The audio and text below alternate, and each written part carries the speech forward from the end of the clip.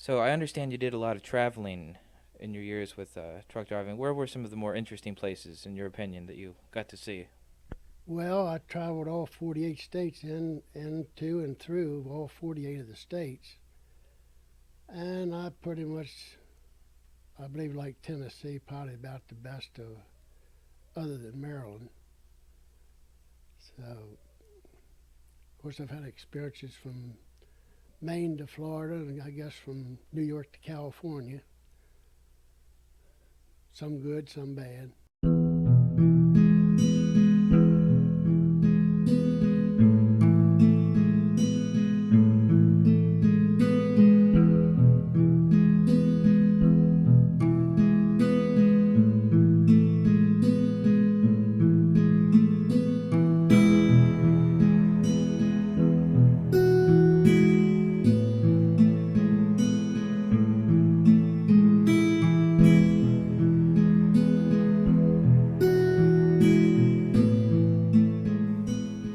So when did you first start driving a truck?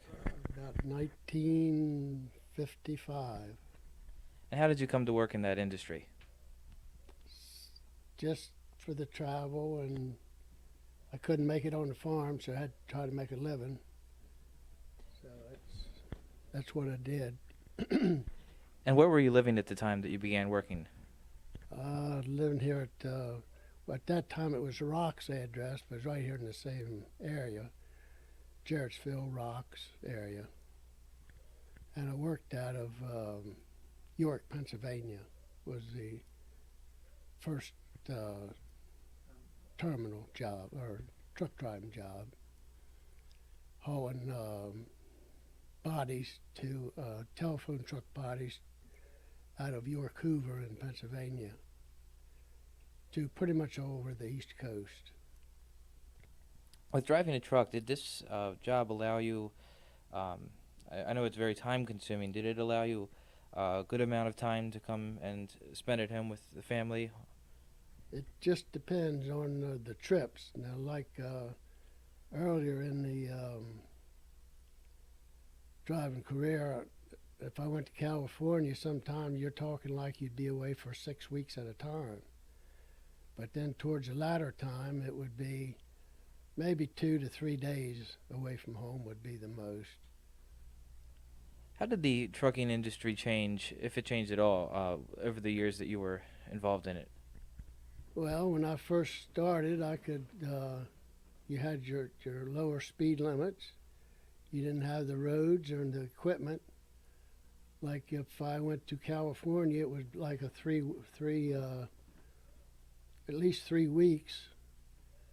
Nowadays, you can run California back probably in 6 days by having all the interstates and, of course, your modern equipment and your higher speed limits. Well, we didn't really have a set. Well, we did have a set trip too. I worked out from Baltimore to Indiana hauling vans.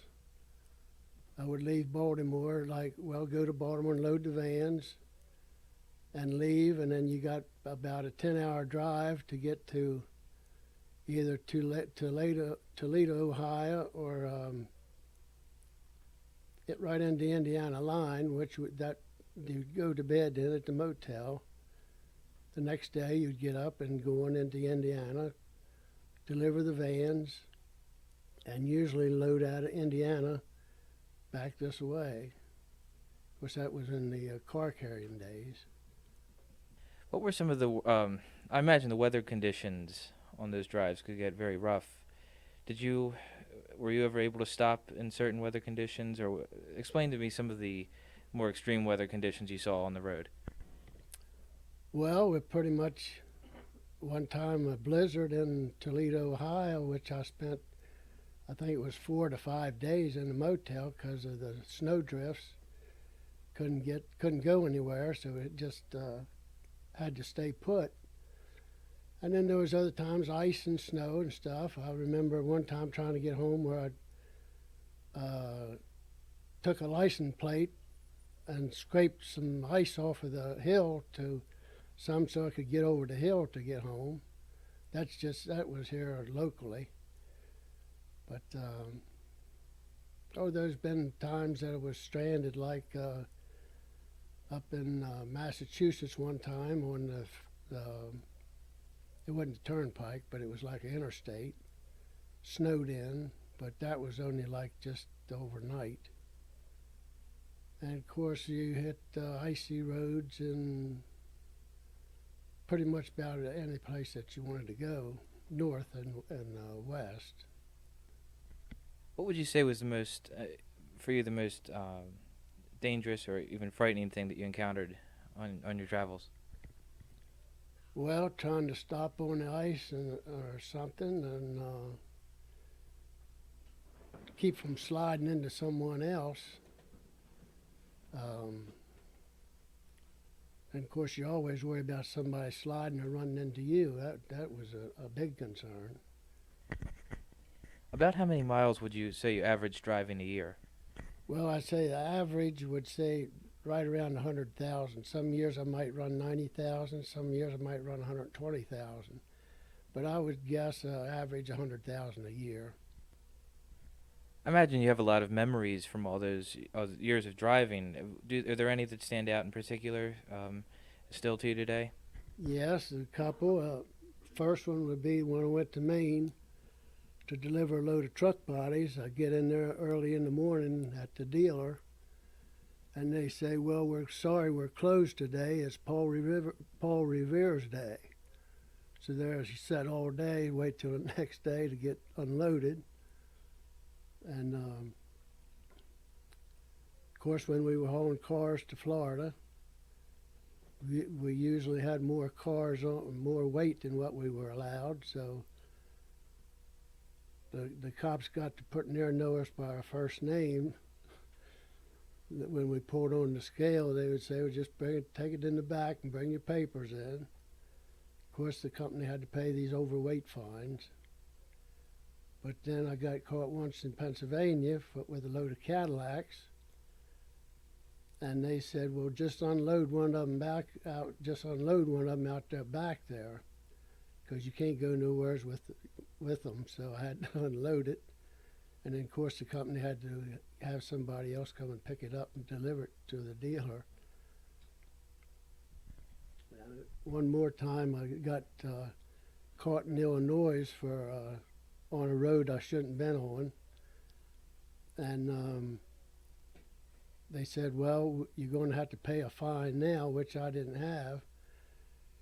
So I had to call the office to get it taken care of. And of course, that was the day was Secretary's Day, so all the secretaries and bosses is out to lunch.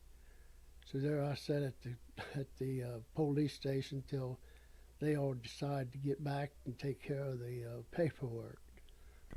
Well, I had